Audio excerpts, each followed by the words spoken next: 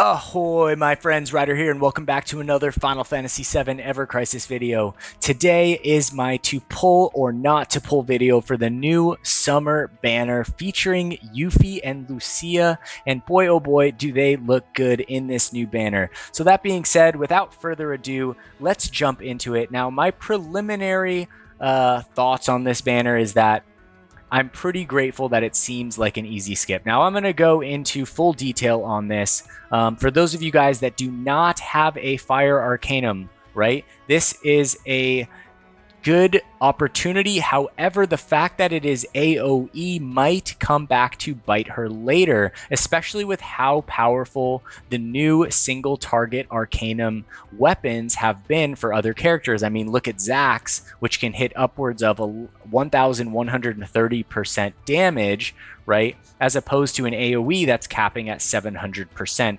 She is going to get a fire potency up buff, which is going to increase it.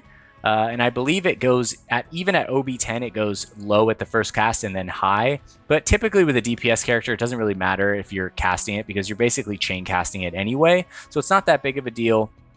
Either way, it's pretty solid. We have not seen much content in the game where AoE weapons are super relevant. Now, we did have the kind of Protector's Blade phase, and that weapon is absolutely phenomenal. It continues to be absolutely phenomenal. However, the Protector's Blade is non-elemental damage. In this case, Yuffie's weapon is locked into the fire element. Now, it's still going to be strong. You can still use it against bosses that are not resistant to fire. However, the fact that it is AoE means that I just think that maybe there might not be as much content requiring something like this in the future unless they start to give us these big AoE fights, which could be the case, in which case I would be wrong. I'm basically just going off what we have seen so far in the game itself and just kind of spitballing on the topic, as you guys can see right here. So that being said, first thing I want to do is I want to take a look at each of the actual animations. So let's look at Yuffie's animation right here. Honestly, it looks pretty sick. I like it a lot. I actually just beat Rebirth. I had moments in the game where I hated it, but overall I absolutely loved it. Like 110 hours in a game for a single playthrough, pretty solid. I'm not going to say anything. I don't want to spoil anything for you guys, but overall I really liked it. And Yuffie is one of my favorite characters in that game. All right, now let's look at Lucia's animation here. She looks really good. Lucia's costume is, I think, my favorite. All right, the weapon animation, not as cool as Yuffie's, but overall pretty sweet. Now let's look at the costumes right here. All right, so I'm going to hide the UI. So here is Yuffie, just looking like she's out for a fun day at the beach. I mean, I really like the orange color. I like orange on white. I really like those colors in general. She's got like the orange nail, what do you call it? Fingernail paint. I can't remember what it's called, but it does look good. It does match her. She's got the goggles right here. I like how she's got like the kind of Moogle hood with the ears going on with the little Moogle Koopo ball right there. It does look really good. I like the costume a lot. Honestly, aesthetically, if I was going to pull for a costume for Yuffie, this would be a great one to pull for, I feel like. The fact that her weapon is a floaty is hilarious because the fact that the idea that that could be a weapon in any way, shape, or form is just absolutely ridiculous, but so funny at the same time. But she does look good, guys. I got to give it to her. She does look really good. Now, let's jump over. Let's look at Lucia's costume right here. And gosh, guys, honestly, this one is the... She looks so good, guys. I can't even I can't scroll out further than this for some reason. Let me see here. No, it looks like it won't let me actually scroll out further than this. That's weird. All right, so other than that, guys, she looks really freaking hot. I'm not going to lie. You've got the aviators right here hanging on the necklace. She's got the chain. I mean, dude, she looks so good with her headphones. This looks like exactly a Shinra pair of headphones. That's hilarious, actually. Who would have thought that Shinra makes headphones? But I guess it makes a lot of sense at the same time. I like how she's got this one little elbow bracer right here. Just the band right there. The black looks so good on her. And she's got these little booty shorts with the gun strapped to the thigh. gosh, she looks freaking hot. All right, so honestly, I would love to pull for this costume, guys. For me, I think that with Vincent right around the corner, it's such a bait. It's so tempting, but I wish Lucia's weapon was just better overall. Now, I will take a look at it. I'm a bit bummed that it's non-elemental damage instead of fire damage, especially with the fact that it is an Imperil weapon. It just makes no sense to me. So let's jump back out of this. Now, taking a look at the actual stamp card right here, it is the typical one. I wish they started adding the guaranteed weapons on 2, 4, and 8 on regular banners. I feel like that's something that would be very much appreciated by the entire community. But as of right now, this is a double banner. Both weapons are featured, and you will have to pull through 2 stamp cards in order to get both costumes. Now, I think I'm going to start with Lucia. So let's look at her costume first. Hers is going to have Sun's Favor, a brand new R ability that boosts HP by 5% and also gives physical defense plus 15%. So pretty solid costume right here, guys. Like, man, I wish I could. I mean, maybe, who knows? Maybe we'll see. If anything, if I was going to pull for this costume, it would be like the day before this banner dropped off, just to make sure that there's nothing crazy on the horizon, which there's always something crazy on the horizon, right? But I really like this R ability right here. It kind of reminds me of Barrett's, like not quite as strong, but still really tanky. Then she's got the buff debuff extension, and it's the Arcanum version, which is always super solid. So solidifying her in that role right there. Awesome, just all around awesome costume. I really like it. For Lucia, I feel like it's a great costume for her to have. Excuse me one sec. All right, but yeah, honestly, great costume for her to have. If you're a Lucia fan, this is a great costume. It works with a ton of her weapons, guys. It also makes her tankier, more HP, more physical defense, and it's an Arcanum for the buff debuff extension. Super solid. However, in comparison to the other part of the game, actually in just comparison to what Lucia has in her kit currently, she doesn't have anything that other characters can't do, and then other characters just happen to have better weapons that they can pair with those other weapons that do more or less what she does, right? Except for the AoE Imperil, but I'm pretty sure that actually Sephiroth and Red 13's summon weapons are AoE from last I checked, from what I've heard in some of my comments from my data mine video. So yeah, the costume is definitely good. It fits her perfectly. The problem is that Lucia is just lacking mechanics in the form of weapons in the game. She needs something stronger. She needs something to draw her back out. Something like what Matt got recently, where Matt got, you know, something that really made him stand out. He surpassed Aerith in healing, and honestly, he's freaking phenomenal at it. She needs something like that. I see where they're going with the debuff here, and they're giving her the debuffs, but they need to go further than this. You know, this weapon, I feel like if it would have been physical attack and magic attack down. Now let's go over, we'll take a look at this weapon really quick. So where is it? Right here. All right, so the marine shooter right here. If this was physical attack and magic attack down plus the AoE Imperil, now that would be freaking sweet. That would have solidified her in her role a whole lot better, in my opinion, than this, because it would have been usable completely outside of imperiling fire enemies, and it would have just been made more sense. Now, without the magic attack break on here, the fact that they did not make this fire-based damage on a fire imperil weapon makes no sense to me, especially because it has the boost fire potency right here. It does have the fire ability damage up plus 30%, but still, it just makes no sense. It just feels like, unfortunately, sometimes Applebot sleeps on the characters that just don't get enough love. So, a moment of silence for the characters that don't get enough love. I hope they get more love in the future. Honestly, I really like a lot of these characters, and it's unfortunate that they have to cater to the ones that people will spend more for. I really wish the game was more balanced. And if there's any devs at Applebot out there, I know that the devs actually don't even have control over this. It's all just a panel of suits that are deciding how this stuff is done, which is extremely unfortunate. But it is what it is. That is the world we live in right now, guys, until some other people with bigger aspiring dreams make better companies. Now, that being said, the weapon itself is solid, but honestly, with everything on the horizon, I just can't recommend going for it. You can wishlist it, and if you do end up getting the costume, which I think is going to benefit her in a whole lot more ways than just this weapon, then this weapon will be helpful in the future. It's definitely going to be very helpful in this event.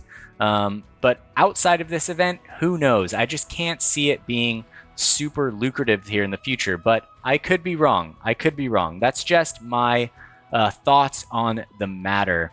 Now, to look at the actual weapon itself, at OB1 base 5-star, we have 350% damage, physical attack mid-break on the second cast, and the fire imperil starts at mid and goes to high.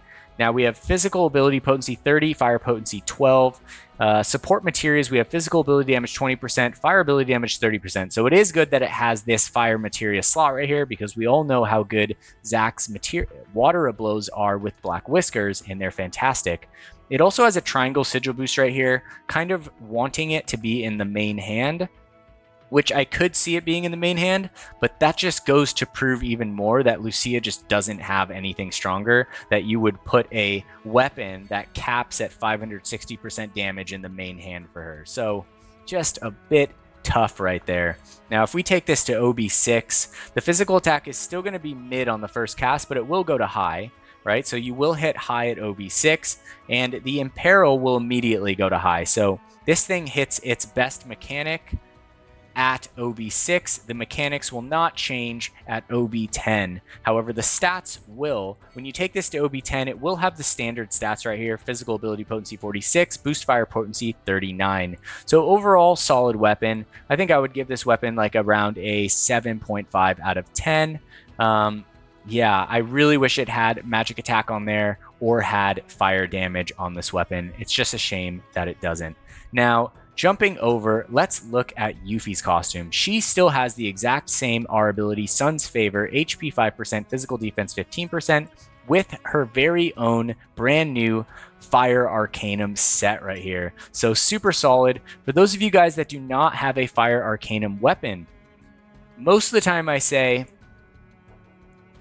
that if you do not have the Arcanum for an element, right, that it's basically a surefire go most of the time, because Arcanum costumes are so bread and butter in this game that they're so important. Now, Yuffie's, if you don't have one, it's just hard to say. The fact that it's AoE could be super good in the future, or if we don't get that many AoE bosses, it's going to have lower damage potency over time, and is probably going to be power crept by single target fire weapons later on. So it's kind of a double-edged sword. You are rolling the dice a bit here, guys, if you are going for this as your first Arcanum, because if we do get a lot of AoE bosses in the future, it's going to be fantastic. But if we don't, then it's going to fall off pretty quickly in terms of overall damage, especially when the 1-year anniversary comes and that power creep comes to kick in, right? Now, if we take a look at the Striped Moogle float here at base 5-star,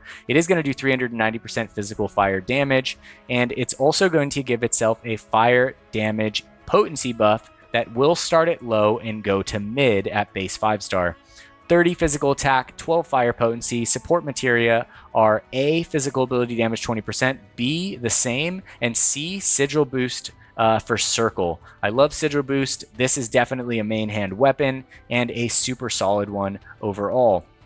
Now let's take this to OB6. The damage jumps to 620%, so far more utilizable at this point. The potency on the fire damage still stays at low on the first cast, guys. So it does unlock on the second cast high instead of mid. Physical attack goes to 40, fire potency to 27, and when we take it to OB10, you are going to get that 700%, and still the fire damage is going to be low, max potency high. So a little bit disappointing there that it doesn't at least go mid to high, or honestly high on the first cast.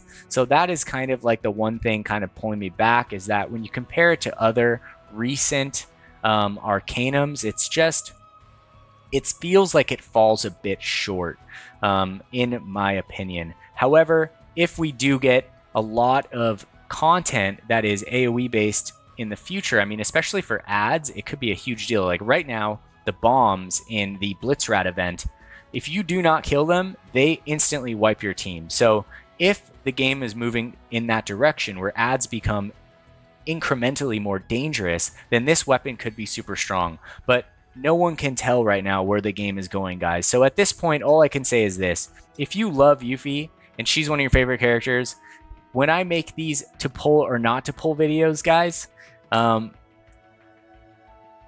make them based on viability of the weapon mechanics. I don't make it based on what someone loves in the game based on the characters they love. So you got to follow your heart at the end of the day. But I think that for most people, this banner is an easy skip, and we should be thankful for it because we're going to need a lot of crystals by the 1-year anniversary. For those of you guys that don't have a Fire Arcanum, I think that if you really love Yuffie and you've been building her and you're interested in playing her as a character, she's a surefire bet. For Lucia, I think that I can only actually recommend going for Lucia if you're a diehard Lucia fan, because this weapon really unlocks a lot of her potential for other weapons, but in comparison to other characters, Lucia just has not been able to hold up. So essentially, that is my overall thoughts on this banner. Now, I wanted to do something funny in this video, so there is going to be a little bit of a bloopers section at the end of this video, guys, and that is going to be my wife trying to do her own banner review on this banner. So she's going to be giving you guys her thoughts on this banner here in a second. I hope you guys enjoy it. Ahoy, my friends, it's Ryder's wife here, and I'm back with another Final Fantasy VII Ever Crisis video. Today, I've been told I need to do a banner look-sees, is what he called it. I think that was the official term. I'm going to let you know whether you should pull on this. I know he has information, right? Like, he has knowledge. You come to him for knowledge. But really, I hold like a whole nother side of knowledge, of information that really you should be ready for. So, I'm going to give you my thoughts. First thing I'm going to do is look at Yuffie, little cute hottie. This is serious. She's got a nice bikini. I like the orange. I think it complements her skin tone. I think she's got some nice goggles. Honestly, her whole look, 10 out of 10. She looks like she wants to go to the beach, jump in the water. She's probably going to play some beach volleyball. And for that, I say pull on her. Only because it's the vibes, right? It's June, it's July. This is the time you want to play beach volleyball. This is when you want a hottie on your side, right? So I say, Yuffie, you pull on this chick. I don't know what her weapon is a float. If anyone could do something with that, it's going to be Yuffie. Most people, a float is just a device to keep them above water. But for Yuffie, she can kill some motherfuckers.